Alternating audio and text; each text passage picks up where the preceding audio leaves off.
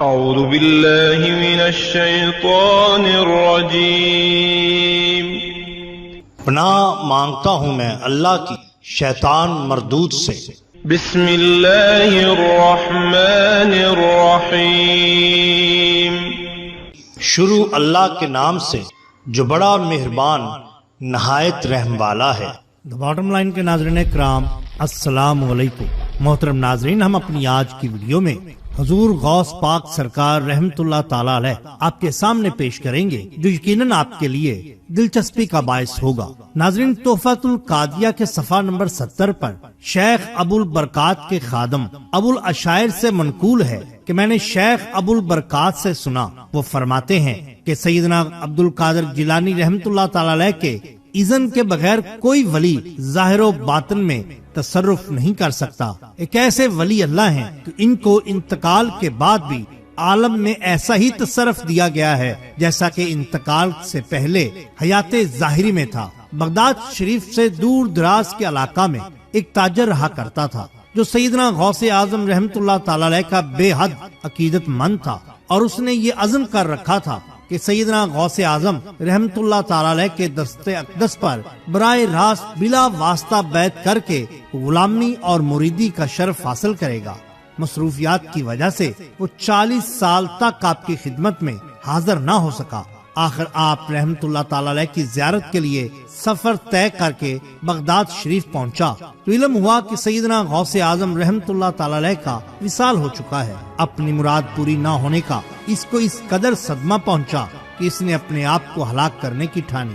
جب اتنی دور آیا ہوں تو سیدنا غوث اعظم رحمت اللہ تعالی علیہ کے مزار پر انوار کی زیارت تو کر لوں۔ چنانچہ جب آپ رحمت اللہ تعالی علیہ کی قبر انور کے پاس آیا تو آپ حقیقتاً قبر مبارک سے نکلے اور اس کا ہاتھ پکڑ کر اسے توجہ دی اور اپنے سلسلہ میں بیعت فرما کر مرید بنا لیا۔ اس کے ساتھ 300 آدمی بھی جو اس وقت حاضری کی خاطر آپ رحمت اللہ تعالی علیہ کے مزار اقدس پر موجود تھے، انہوں نے بھی اس شخص کے طفیل آپ رحمت اللہ تعالی علیہ سے براہ راست بیعت کی اور واصل باللہ ہو گئے۔ تفریح الخاطر صفحہ نمبر 56۔ بالکل اسی طرح بیان کیا جاتا ہے کہ شہر بغداد میں ایک غیر مسلم دھوبی رہا کرتا تھا۔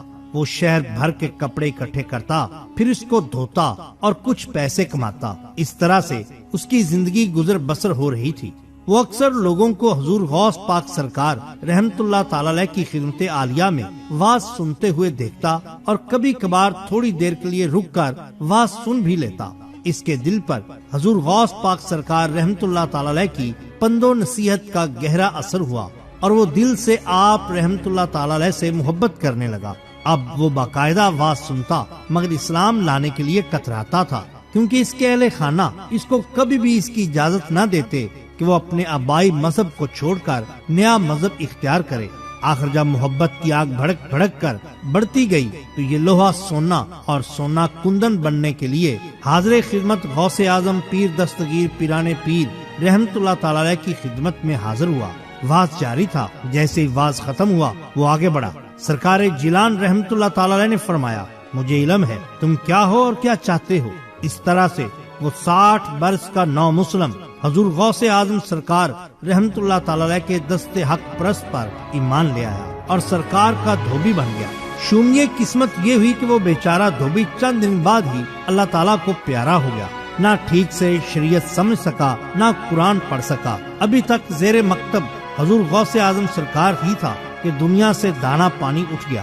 چند دن کے بعد حضور غوث اعظم سرکار کے ایک مصاحب نے خواب میں اسی دھوبی کو دیکھا تو دریافت کیا کہ کیا معاملہ رہا۔ دھوبی نے کہا، مرنے کے بعد قبر میں منکر نکیر نے سوالات کیے، مجھے تو ان سوالوں کا جواب علم ہی نہ تھا، بس میں یہ کہتا رہا کہ حضور میں حضور غوث پاک سرکار کا دھوبی ہوں، حضور میں غوث پاک سرکار کا دھوبی ہوں، حضور میں غوث پاک سرکار کا دھوبی ہوں۔ بس اللہ تعالیٰ نے مجھے لا علم اور جاہل جانتے ہوئے اور مرید حضرت غوث پاک سرکار رحمت اللہ تعالی علیہ ہر تکلیف سے نجات دے دی۔ مصاحب نے یہ سارا واقعہ حضور غوث پاک سرکار سے بیان کیا۔ آپ اس کی قبر پر تشریف لے گئے، فاتحہ خوانی کی، اللہ تعالیٰ سے اعلیٰ درجات کی دعا کی اور فرمایا، مصاحبو دھوبی نے جو کہا سچ کہا، کیونکہ حدیث پاک رسول اللہ صلی اللہ علیہ وسلم میں ہے کہ قیامت کے دن بندہ اس کے ساتھ اٹھایا جائے گا جس سے وہ محبت کرتا ہے۔ اس طرح زندہ تھا تو بھی ایمان لانے میں مدد کی سرکار غوث جیلان رحمت اللہ تعالی علیہ نے، اور مرنے کے بعد بھی دستگیری فرمائی پیران پیر رحمت اللہ تعالی علیہ نے۔ ناظرین اکرام، یہی تو شان ہوتی ہے اولیاء اللہ کی۔ محترم ناظرین، آپ سلطان الاولیاء اور امام الاصفیاء ہیں، اور ان تمام عظیم اولیاء کرام میں سے ایک ہیں جو اس سلسلہ کے رکن ہیں۔ آپ من جملہ ان اولیاء کرام میں سے ہیں جن کی ولایت پر تمام امت محمدیہ کے افراد کا اجماع ہے، خواہ وہ علماء سے تعلق رکھتے ہوں یا اولیاء کرام کے سلسلہ سے ہوں۔ اللہ تعالیٰ ان سب پر راضی ہو۔ ناظرین کرام، کرامت کچھ یوں ہے کہ جناب علامہ سراج رحمت اللہ علیہ فرماتے ہیں، ہمیں یہ روایت پہنچی کہ ایک مرتبہ شیخ ابو المظفر حسن بن تمیم بن احمد بغدادی جو تاجر تھا، جناب شیخ حماد دباس رحمت اللہ علیہ کے پاس سن 521 ہجری میں آیا اور عرض کرنے لگا، میں ایک قافلہ کے ساتھ شام جانے کا ارادہ رکھتا ہوں اور 700 دینار کا سامان تجارت اپنے ساتھ لے جانا چاہتا ہوں، آپ اس بارے میں کچھ ہدایات ارشاد فرمائیے۔ شیخ موصوف نے فرمایا، اگر تم نے اس سال سفر کیا تو قتل کر دیے جاؤ گے اور تمہارا مال اور اسباب لوٹ لیا جائے گا، لہذا تمہارا جانا نقصان دہ ہے۔ یہ سن کر شیخ ابو المظفر تاجر پریشان ہو گیا اور شیخ موصوف کے در اقدس سے واپس لوٹ آیا۔ راستہ میں اسی دن اس کی ملاقات حضرت شیخ سید عبد القادر جیلانی رحمت اللہ علیہ سے ہو گئی۔ آپ ان دنوں نوجوان تھے۔ بوقت ملاقات تاجر مذکور نے سارا واقعہ آپ رحمت اللہ علیہ کو سنا ڈالا۔ آپ نے ارشاد فرمایا، تم سفر پر جاؤ، کوئی نقصان نہ ہوگا، جان و مال سالم رہیں گے اور واپس فائدہ حاصل کر کے لوٹو گے، اس کی ضمانت مجھ پر ہے۔ چنانچہ وہ سفر پر چلا گیا اور سامان تجارت 1000 دینار میں فروخت کیا۔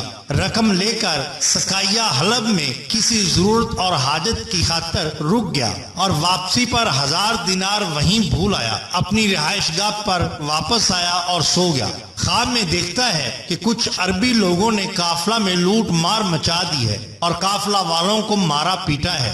ان میں سے ایک عربی نے اس پر حملہ کیا اور تیز ہتھیار کی ضرب سے اسے بھی قتل کر دیا۔ اس کے بعد وہ ڈرتا ہوا خواب سے اٹھ بیٹھا اور دیکھا کہ خون کے نشانات اس کی گردن پر موجود ہیں، تکلیف و درد بھی محسوس ہو رہا ہے۔ اس دوران اسے اپنا بھولا ہوا 1000 دینار بھی یاد آ گیا، فوراً اٹھا اور جہاں بھول آیا تھا وہاں گیا، دیکھا تو دینار اسی طرح وہیں پڑے ہوئے ہیں۔ چنانچہ واپس بغداد آ گیا۔ بغداد میں داخل ہوتے وقت اس نے سوچا کہ اگر شیخ حماد رحمت اللہ کی خدمت میں پہلے حاضر ہوں تو بہتر ہے، کیونکہ وہ عمر رسیدہ بزرگ ہیں، اور شیخ عبد القادر جیلانی کے بارے میں بتاؤں کہ ان کی بات درست نکلی۔ چنانچہ وہ پہلے شیخ حماد دباس رحمت اللہ علیہ کی خدمت کے لیے چل پڑا۔ آپ اس وقت سلطان نامی بازار میں تھے، وہیں راستہ میں ہی آپ نے فرمایا، پہلے عبد القادر رحمت اللہ علیہ سے ملاقات کرو، کیونکہ وہ محبوب ہیں، انہوں نے تمہارے بارے میں اللہ تعالیٰ سے 17 مرتبہ دعا مانگی،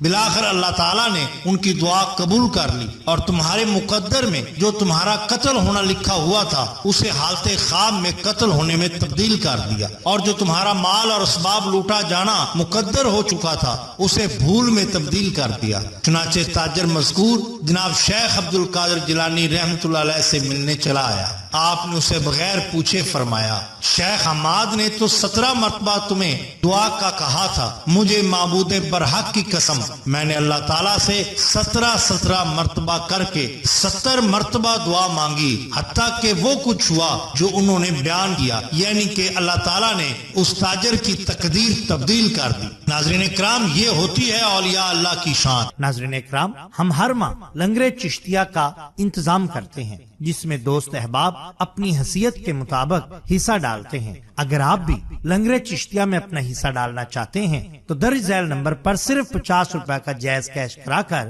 اپنا حصہ ڈال سکتے ہیں۔ اگر آپ کو ہماری یہ ویڈیو پسند آئی ہو تو لائک کیجئے، سبسکرائب کیجئے ہمارے چینل دا باٹم لائن کو، تاکہ ہم آپ کے لیے اور بھی بہترین ویڈیوز لا سکیں۔ اپنا اپنے دوستوں کا، گردنوا کے لوگوں کا بہت خیال رکھیے۔ اللہ اور اللہ کے رسول صلی اللہ علیہ وآلہ وسلم سے بے حد محبت کیجئے۔ آپ کا بہت شکریہ۔